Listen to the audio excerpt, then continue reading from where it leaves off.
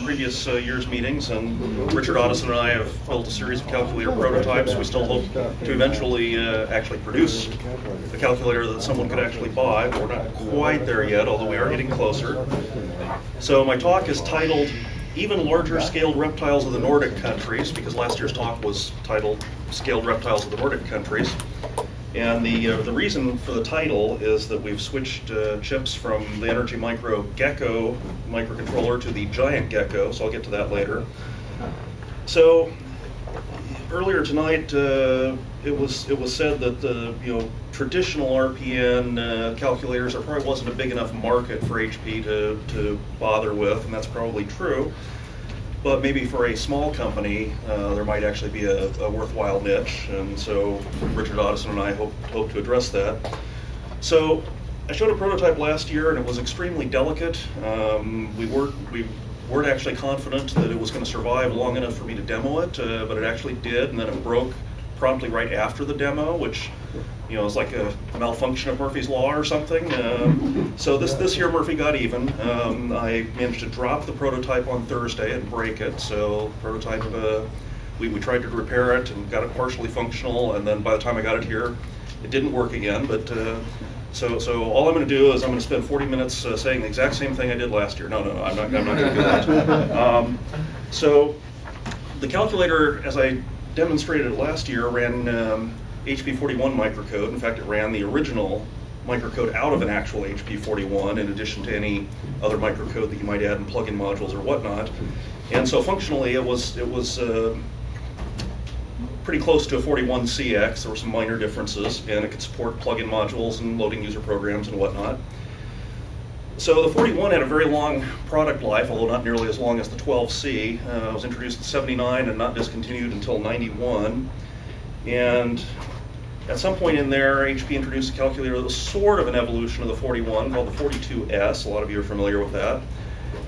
It added new capabilities like complex numbers and matrices and other really cool stuff, but it didn't have any I/O devices except the keyboard, the LCD, and an infrared printer. In particular, there's no other way to get key programs into it other than the keyboard.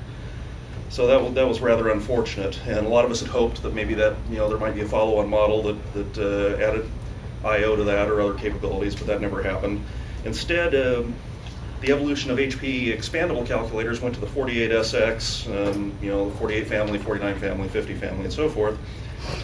And so RPL is very powerful. I like it, but a lot of times I just want traditional RPN, and I hear from other people that there are some people that really do want traditional RPN. And not really intending this as a complaint, but even a lot of the recent HP calculators that sort of have traditional RPN, well, it only is sort of traditional RPN. It's actually kind of a simplified version of RPL as far as how the entry works. So those of us that really want traditional RPN are not real thrilled with those. Now, at this point, I'd like to do a little bit of a poll. If you had the opportunity to buy a new calculator, that you had your choice between something that was essentially a more modern 41 versus something that was essentially a 42 that had a memory card and USB, how many of you are more interested in a 41-ish calculator than a 42? I guess I should preface that the 41 has the advantage that synthetics and microcode and stuff like that would work. Is there anybody that would prefer a 41 sort of calculator over an improved 42? Show of hands. Okay, well, and so that answers that question. I more or less expected that, and so Richard and I have focused our efforts actually more on a 42-like calculator. So this is actually a mock-up of the 41 sort of calculator, but the reason that I've got this here is that you'll see this is a thinner form factor than what Richard and I have been able to do before, and this is only a mock-up, but it is based on some actual design studies that we believe we can make a calculator in this form factor. If it was a 42, it would be about the same width as this, but it doesn't have as many, the 42 wouldn't have as many rows of keys, so the calculator would actually be somewhat shorter than this. The dimensions would actually be fairly similar to a 42. So I'll pass this around.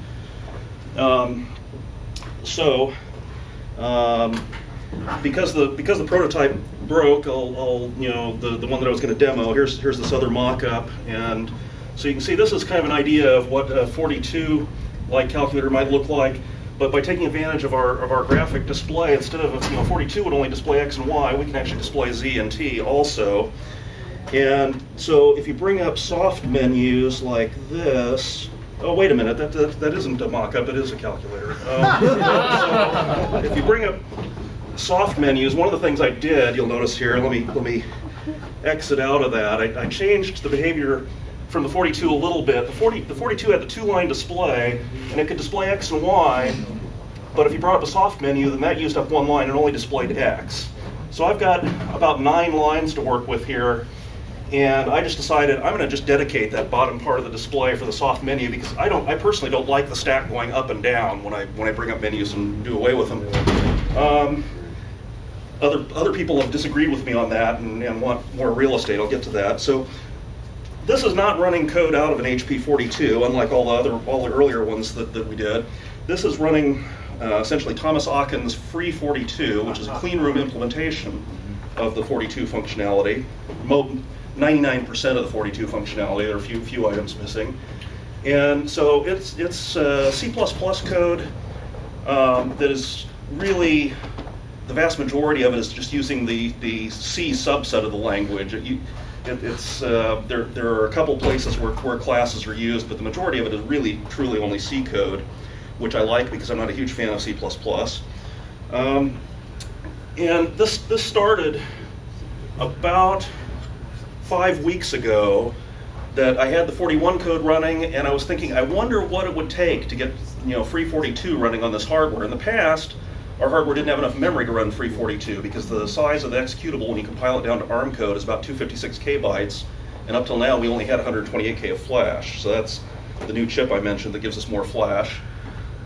So I decided I'm going to spend about 2 hours investigating what would it take to port this, and if it looks promising, then maybe someday I'll actually port it. And so by the end of my 2-hour investigation, I actually had it running, and I should really say limping along. There were things that weren't right, but it worked well enough for proof of concept. At that time, I hadn't modified the display code, so I really only got the X and Y display, and the soft menus worked. But things like on a 41 or 42, when you hold down a function key, it'll show you the function, and then if you keep holding it, it'll null it out. And that way, if you didn't know what a key assignment was or something, you could find out without necessarily performing the function. That didn't work because I didn't have the timers hooked in properly and so forth. So, but 2 hours gave pretty promising results. So I decided, yeah, I'll go ahead and spend the extra time to work more on this. Now, Richard Otteson and I had started developing new hardware. Since the origin of this hardware was to simulate a 41, we only have 5 keys across, and of course a 42 has 6. And so the soft menus are actually kind of aggravating here. Let me bring one up again. So we got the 6 soft menus and 5 keys, and so there's a problem. And so they're mapped left to right. So log is unfortunately under the wrong thing. It's really under this.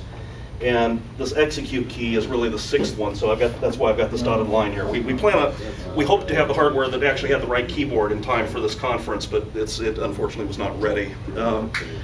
So the other thing that the bigger display is useful for is if I go into a program, it was always really aggravating to only see 2 lines of program, or maybe only 1. And so we were, I was able to fix that, maybe.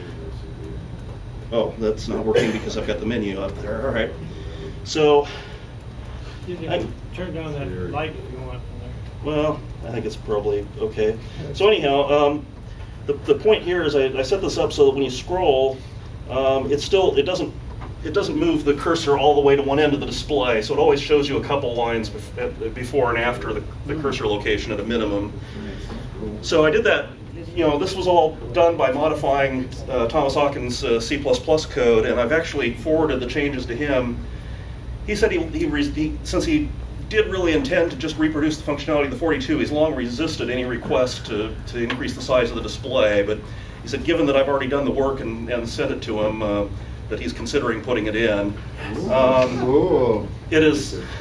There are some bugs in that still. It really was a quick hack to make that work, and Thomas really doesn't like this line being reserved and really wants to have it become general when a menu is not up, but that's whatever. So to make the display bigger, it turned out there were a lot of hard-coded constants in the display code. Imagine that. So I actually had to go in and find those and fix them. And another thing about this, so this display is very high resolution, but you won't see that here. The display is actually 400 by 240 pixels, but because I haven't had time to go in and modify 342 to support that kind of resolution, each pixel you see here is actually 9 pixels. It's blown up by a factor of 3 on both axes. So you won't see. So eventually it'll look far nicer than that. But for right now, that's what we've got. So, well, the heart. Question. Yes. Well, are you trying to totally replicate the font of the 42, or what are you trying to do? I'm not. That's what 342 was doing, and so that hasn't changed yet. So then you're just going to try to make it more like the old emulator, which was a nice smooth character. Yeah, and in fact, let me see if I've got something I can poke the reset button on this with. Can I use your camera? One of the things that I've been working on lately here is a flash bootloader for this, and so you'll be able to upgrade the firmware without needing a $80 special programmer. And so this font. What's a Kibby byte? What's that? What's a Kibby byte? Kibby is the official IEC prefix for 2 to the 10th. So technically 1024 bytes is a Kibby byte, not a kilobyte. A kilobyte would be 1000 exactly bytes. So anyhow, I brought this up only to show basically that I do have a smoother font that is actually using the native resolution. I just haven't got that working in the calculator yet. And this will allow you to load new firmware from the SD card, or alternatively from the computer using USB. So let's reboot that. Maybe. All right, let's do it the hard way.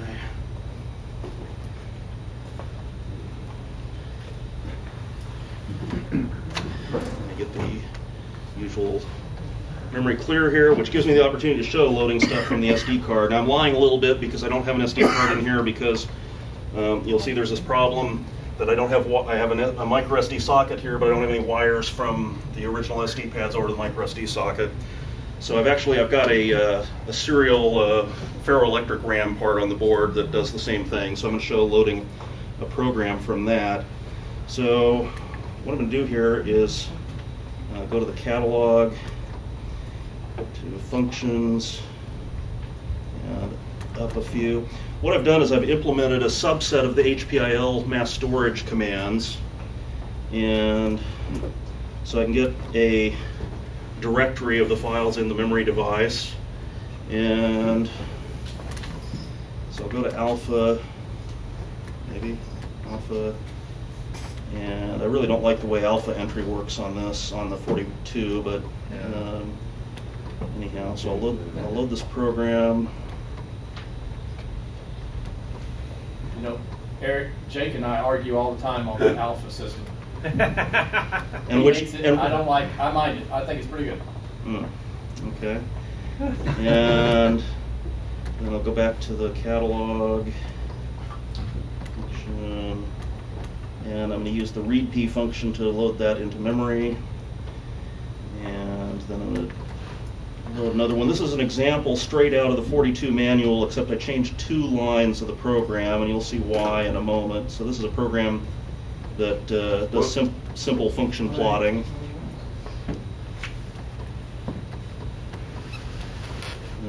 Wrong. That's still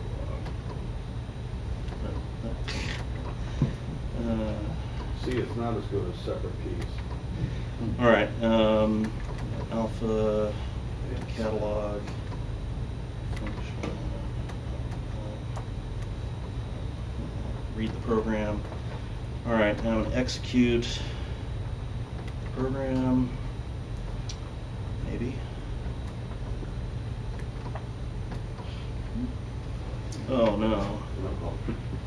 It's doing exactly what you told it to do.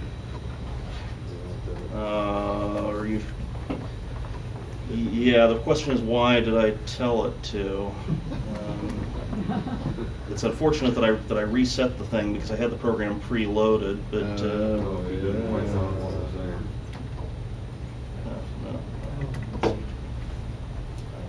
somehow, I think there's a bug in the free 42 code. I've ended up with 2 copies of dplot in here, and one of them is bogus. So let me get rid of the first one.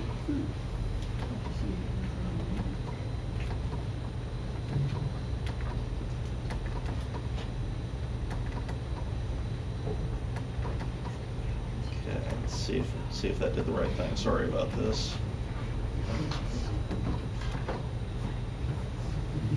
All right, that still looks funny, but we'll give it a try. All right, so I'm going to put this, I forgot to put it in radians mode. Do that real quick.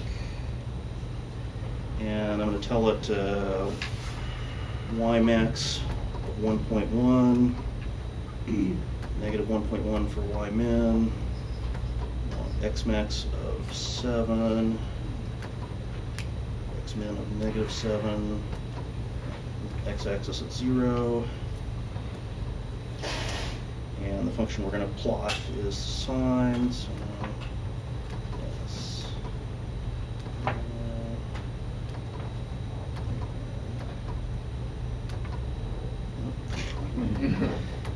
The menu's not lining up with the keys is definitely irritating. Should not have done that.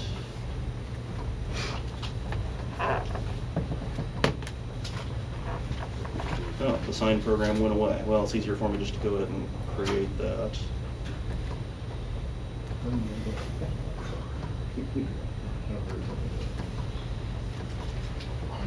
Apparently on the 42, execute indirect can't be used to execute built-in functions, which seems like a mistake.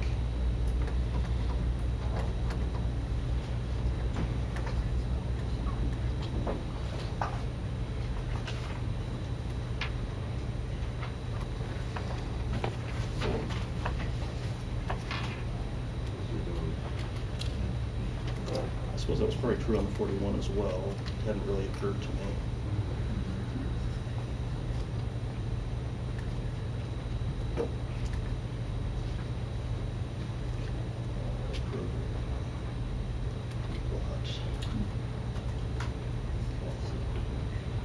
All right.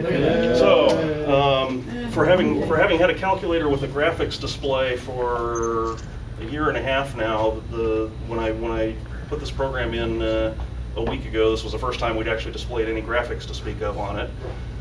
So the only changes to the program in the user manual were just changing constants on 2 lines to use more of the display. That, you know, since only 16 lines were available on the original 42. So the chip, the Giant Gecko, has 8 times as much memory as the one we were using last year. So this one has 1 megabyte of flash and 128 kbytes of RAM. So essentially 64 kbytes of that RAM are available for HP42 programs and variables and data and whatnot. And Free42 was really intended for environments where there was an operating system providing fairly extensive memory, so it doesn't worry about memory fragmentation or anything like that. So as this currently stands, it's not going to be very, very robust. I'm going to have to work with Thomas on changing the way the memory is managed before it would really be a credible calculator for general purpose use. I'm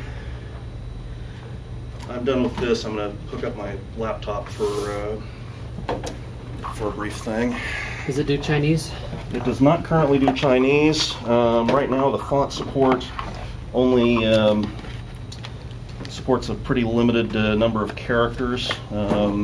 There's no particular reason other than the amount of memory why it couldn't support a language like Chinese. I just had to ask. Yeah, well, and it wasn't part of our design objective since we're not going to be trying to sell it to Chinese people. You don't work here because it's limited to what you don't have a room. Yeah, and this laptop has the thing over on the wrong side. No, the last one I had didn't, but...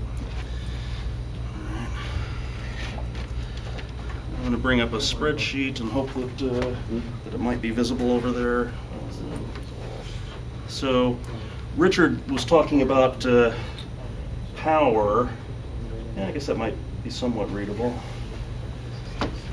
Richard was talking about measuring the current calculators consume, and current is one of the interesting parameters. But of course, depending on the voltage, you can't compare directly. You know, we've got calculators that run on 3 volts versus 6 volts for the original 41. And so what you really care about is power in microwatts or milliwatts. So this is some benchmarks I did recently, and the columns, you can see I've got 41CX and then 41CLs with Monty's board running at the standard speed or the 50X, the original HP42, the 30B running the 34S firmware, and a couple of variants of our calculator, which I'll get to in a moment. And so if you look at the power, we have the power in the different modes, and the interesting thing about it is that the 30B at 12 microwatts is actually the best of any that I've measured. The original 41CX was pretty good at 51 microwatts, but if I... You want a laser, Aaron? Well, I need to scroll this actually. Our hardware running 342 is at 45 microwatts, so actually slightly less than the original 41CX. And then the active current, or the active power, is an interesting story also. And I guess I'll scroll back. If I can get the hang of working this thing. One of the interesting things, and Monty, you know, has never claimed otherwise, because of the way the 41CL is made using an FPGA, those are very power hungry. And so what I call light sleep, HP called it that also, but essentially the state where the display is on but the calculator is not thinking. The 41CL actually draws about 25 milliwatts, which is much more than the original at 7.8 milliwatts, and way more than any of the modern stuff. WP34S actually does remarkably well, but especially now when you think about power, even that is not really a very good metric in absolute terms, because calculators get things done at different speeds. So what you really want to know is the total energy consumed to do some task. And so I've got the benchmarks of that, the time to run an 8 queens benchmark, and then the power consumed by running that in milliwatt seconds. And so you can see that the 41CX, my baseline, was 45,000 milliwatt seconds, so it's actually is that really right? Yeah, I think it is. Well, anyhow, the 41CL, although it's drawing more current, is much faster, so it's drawing about 1/10 of the power total. And again, the WP34S guys, that's just phenomenally efficient, only using 141 milliwatt seconds to do that benchmark. And I'll scroll back over here to the right again.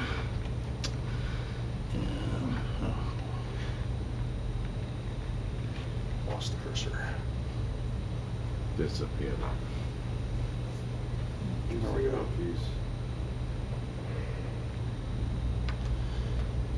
And our calculator running 342 is at 836, which is pretty respectable, but nowhere near as good as the 34S. And then the other thing is that then you can compare these numbers normalized to the 41, where normalized speed 1.0 with higher numbers being better, and so the 34S is 468 times the speed. And also normalized performance regarding power. I'm using 1 over the power, normalized to the 41. So more is better there. It means it's using less power. So again, you know, WP34S guys 320. And if I scroll over here to the right,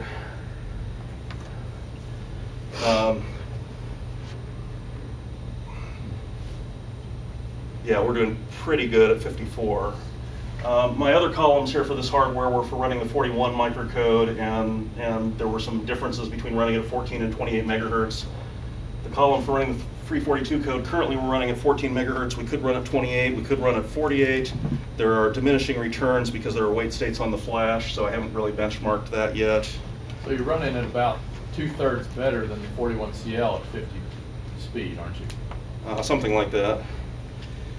And let's see, so I've got the USB working in the bootloader. I don't yet have any USB functionality tied into the calculator code. My intention is to have it, at least for the first cut, act like one of the 82164A HPCalc serial interfaces. Talk to the host as if it was a serial device.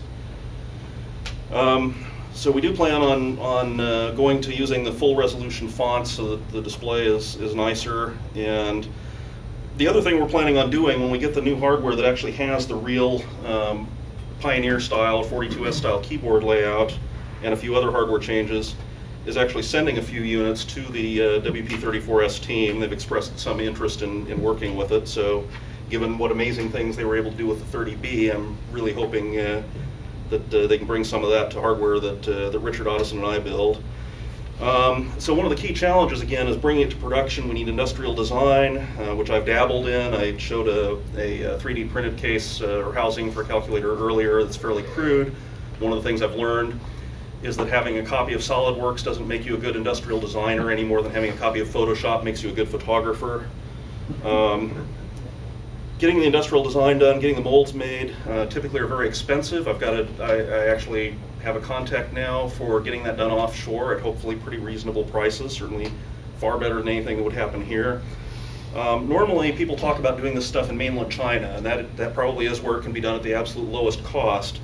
The problem with having anything done in mainland China is if you go there and talk to people and say, I'm speaking from what other people have told me, not from personal experience, I haven't been there, but people tell me, yeah, you go over there and you tell them what you want, and they say how many, and you say 500, and they just laugh at you and show you the door. Whereas in, I was astonished when this person I was talking to said that he was having stuff done offshore, and I thought Taiwan or China, and he said Vietnam.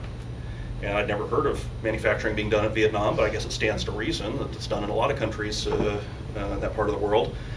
And apparently they are perfectly willing to talk to you if you want a couple hundred of something made, and the charges to do molds are extremely inexpensive there. In particular, they're willing to do trial molds, which are made out of a relatively soft material, and you can only get a few shots, and they say maybe you can get up to 5, but they will only guarantee 1, but they're willing to do these molds for only a couple $100s. So you can do a trial mold and tweak it and maybe do another one or another few reasonably inexpensively before you have a final mold made. Other challenges beyond that, things that I'm in a little bit better control of than manufacturing, if we want to sell a USB compliant device, then we need to pay $2,000 to become a member of the USB organization. Possibly we might not have to do that if we don't actually stick a USB logo on it and don't particularly claim compliance. We can make a device that just happens to work with USB but isn't certified in any way and not pay that money. What we do need before we can sell a unit at all in the US, though, under extremely heavy penalties if we got caught not doing it, is the FCC certification that it's not going to interfere with people's televisions. And you have to submit the device to an independent testing lab that the testing lab has the appropriate qualifications, and that costs $5,000 or more. So there are some challenges, but we believe that, especially with some better contacts for manufacturing that we have recently, we believe that we might actually be able to pull this off. We're certainly still optimistic about it and are working for, proceeding forward on the assumption that we'll really be able to get something manufactured. This is, well, I'm not going to pass this around because it's glass, and it does have a piece broken off that might be sharp, but if anybody really wants to take a look at it, this is the display that I broke on Thursday, so you all have probably seen broken LCDs before. This being the sharp memory LCD technology, it acts a little bit different. I've got a video on my phone I can show if anybody wants to see what happened, what it looked like operating after we broke this. But I think that's pretty much all I've got. So if there are any questions, yes, Jake? What's the latest state of the keyboard? What are the keys going to feel like, and how are you going to do keys? Well, that is one of the challenges. So the prototypes all use tactile switches that have a metal dome inside them. So it's the same sort of technology, or or at least related technology to what HP traditionally used back when. So they have very good feel. They don't have quite as much travel as I would like. These ones, I believe, have 1/4 millimeter travel, or maybe 0.2 millimeter. They seem to feel pretty good. They're available in a couple of different actuation forces. I think these ones are the 160 gram. There's also 100 gram or 250 gram. We haven't really decided. We need to evaluate the keys. And these probably are not the switches that we would actually use. If you look at the side profile of this, which I'll pass this around, these are pretty tall, which was a deliberate design choice. We're probably going to be using some that are extremely short, and actually a little bit shorter throw than these are. We plan on having injection molded plastic keys. Double shot? And we would like to do that. I've researched that a little bit.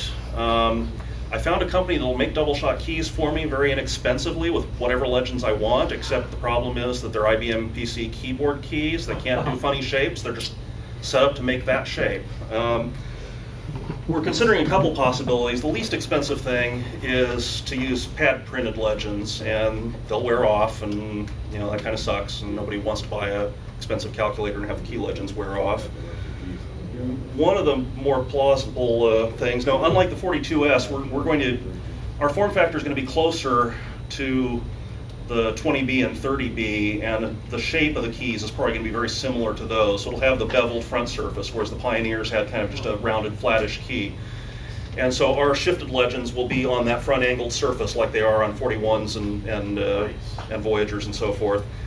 And so one possibility is we could shoot the keys in black ABS with an additive that lets us laser mark a white legend on the top of the keys, and then pad print a gold shifted legend on the front. We really haven't decided exactly what we're going to do. Yes? I've used a PC keyboard that has the laser engraved white letters. After just a couple of weeks of use, just the regular stuff in your fingers turns the white kind of gruddy and brown looking, and after a couple of more weeks, if you have a black key, it becomes almost impossible to see, just so you know. There are multiple companies selling laser marking additive, and so I don't know if they all behave that way. Neither do I. It's something that we need to research. So in that sense, yeah, it's possible that the pad printing might actually be better than laser marking if that happens. I don't know. So anyhow, we haven't researched this thoroughly enough to have anywhere close to a final decision on it. Any other questions? Okay, thank you.